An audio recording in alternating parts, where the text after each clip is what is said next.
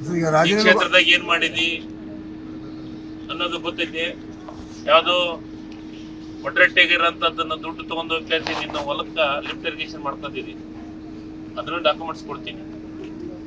ಅದು 14 ಕೋಟಿ, ಎಷ್ಟು 14 ಕೋಟಿ ತಂಗಡಿಗೆ ಯಾವ ಸರ್ಕಾರದ ದುಡ್ಡು ತನಕ ತಂಗಡಿ ತನ್ನ ಹೊಲಕ್ಕೆ ಹಾಕೋದಿಲ್ಲ. Lift irrigation SC ST grant ನ 14 ಕೋಟಿ ದುಡ್ಡು ನಾನು ಡಾಕ್ಯುಮೆಂಟ್ಸ್ ಕೊಡ್ತೀನಿ. ಮತ್ತೆ ಸುಮ್ಮನೆ ಹೇಳಂಗಿಲ್ಲ. 14 ಕೋಟಿ 2 ಲಿಫ್ಟ್ ಇರಿಗೇಷನ್ ತನ್ನ ಹೊಲಕ್ಕೆ ಹಾಕೊಂಡನ.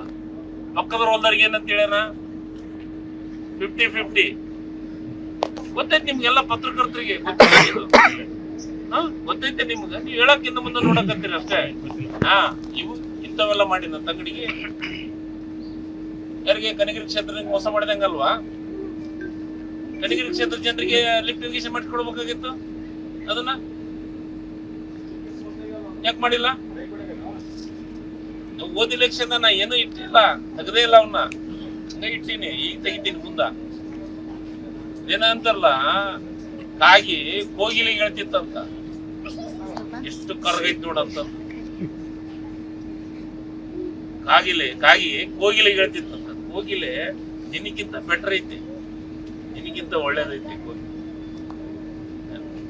ಅದನ್ನ ಮನಸ್ಸಿನಾಗಿಟ್ಟು ಅದನ್ನ ಬಿಟ್ಟು ನಿಂದು ಸ್ಟೋರಿ ನಾನು ಎಲ್ಲ ಬಿಚ್ಚಿಡ್ ಬರ್ಲಿ, ಇನ್ನ ಟೈಮ್ ಐತೆ. ಅದಕ್ಕೆ ಸುಮ್ಮನೆ ಇನ್ನು 2.5 ವರ್ಷ ಟೈಮ್, ಅರ್ಜೆಂಟ್ ಇಲ್ಲ.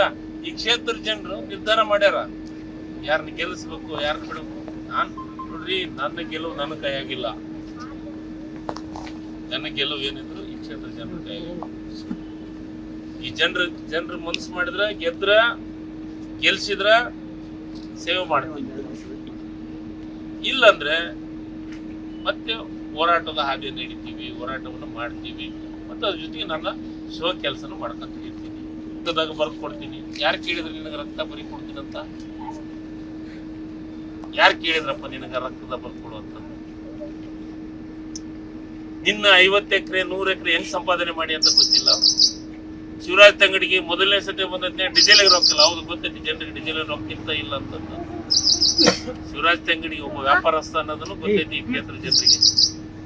ಒಬ್ಬ ಬಿಸ್ನೆಸ್ ಮನ್ ಆಗಿದ್ದ, ಅವನೊಬ್ಬ ಗ್ರ್ಯಾಂಟ್ ಮಾಡ್ತಿದ್ದ, ಅವನ ಹತ್ರ ಡೀಸೆಲ್ ರೊಕ್ಕಿಲ್ಲ, ಗೊತ್ತೈತಿ. ಈಗನು ಇನ್ನು ಇಲೆಕ್ಷನ್ದಾಗ ಡೀಸೆಲ್ ಹಾಕ್ಸಿಂದ ರೊಕ್ಕ ಕೊಟ್ಟಿಲ್ಲ ಅನ್ನೋದು ಗೊತ್ತೈತಿ. ಜನರಿಗೆ ಗೊತ್ತಿಲ್ಲ. ಈ ಕ್ಷೇತ್ರ ಜನರಿಗೆ ನಂದು ನಿಂದು ಎಲ್ಲ ಗೊತ್ತೈತಿ. ನಂದು ಗೊತ್ತೈತಿ, ನಿಂದು ಗೊತ್ತೈತಿ. ಹಿಂದಿನ 5 ವರ್ಷದ ನೀನೇನ್ ಮಾಡಿ ಅನ್ನೋದು ಗೊತ್ತೈತಿ. ಯಾವ ಪುರುಷಾರ್ಥಕ್ಕೆ ನೀನ್ ಗೆಲ್ಲಿಸ್ಬೇಕು ಈ ಕ್ಷೇತ್ರ ಜನರು? ಇಲ್ಲಿ ನೋಡಕತ್ತೀನಿ, ನಾನೇ ಹೇಳಕತ್ತೀನಿ. ಬಾ ಹಂಗಾರ, ನಾನು ಎಷ್ಟು ತಂದಿನ ರೋಡಿಗೆ ಕೆಲಸ, ನೀ ಎಷ್ಟು ತಂದಿದ ರೋಡಿಗೆ ಕೆಲಸ ಅಂತ ಬರ್ಲಿ. ಆಗಲೇ ಇಲೆಕ್ಷನ್ ಕೊಂಡ ಅಣ್ಣ. 2.5 ವರ್ಷ ಐತೆ.